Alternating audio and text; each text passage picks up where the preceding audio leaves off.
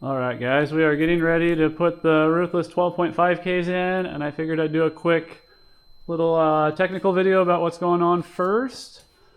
So, going from 4 amps to 2 amps, I didn't need both of my shelves, but the 12.5Ks are longer and wider than the 8500s, so they would have both fit, but they'll both fit better this way with one on the angle and one on the flat.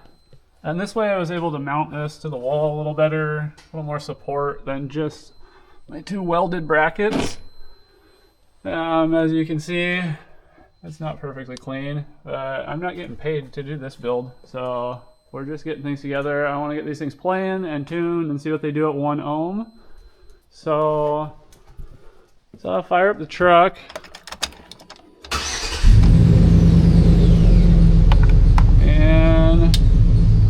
Button right there kicks on my charging and my triggers and everything. We're charging at 15.5. I already topped it off earlier.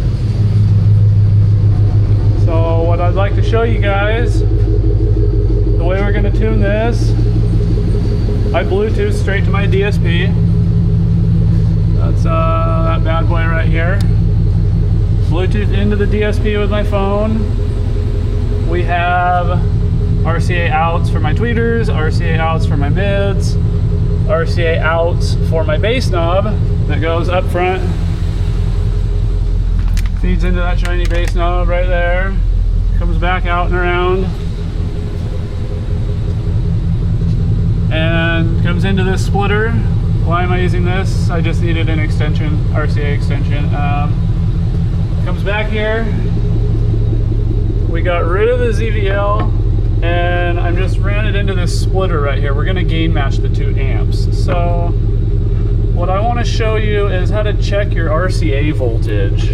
I checked this earlier. We're going to double check it now. I'm using my good camera so that I can actually pull up my phone and play a test tone. So let's go back here. We got a 40 hertz test tone. We're playing. Volume on my device is all the way up. Volume on my DSP is all the way up. I should be able to get this somewhere where it won't slide away. We turn this multimeter to AC. And if you put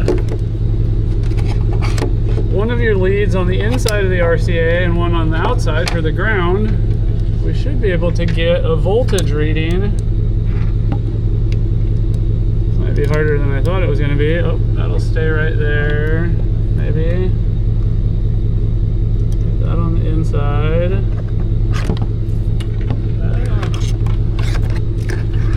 Okay, hold on. My lead's untangled. Put the red one on the inside. Black one to the outside. And if you look right here, we are at 0.9 volts on one leg of my RCA lead. Now do you see how I check that? Inside's positive, outside is your negative. AC voltage, 0.9 volts.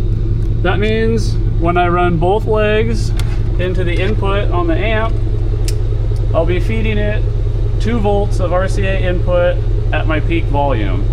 This is where Ben recommended I tune the amps at, so just works out that my DSP runs right to 2 volts, and yeah, that's basically it. I'm just kind of waiting for that shitty coat of paint to dry on that white board, and I'm going to go have my pops help me load the amps in here. I'm going to get them wired up. Don't yell at me in the comments when you see me double up all this 8 gauge, because I don't have enough 4 gauge lugs to run 4 right now for everything, but we're just going to run at 1 ohm anyway. So I ran it parallel before. They are dual half ohm subs, or no, dual 1 ohm subs. So I had them ran in parallel to each amp, half ohm at each amp before.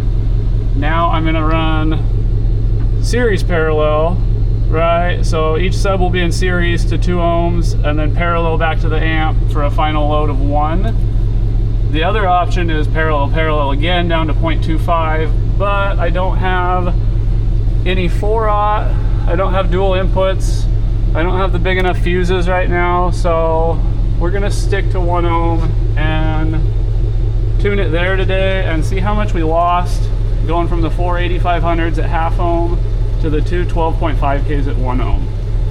And yeah, I'll get back to you with the next video and we'll see how it goes.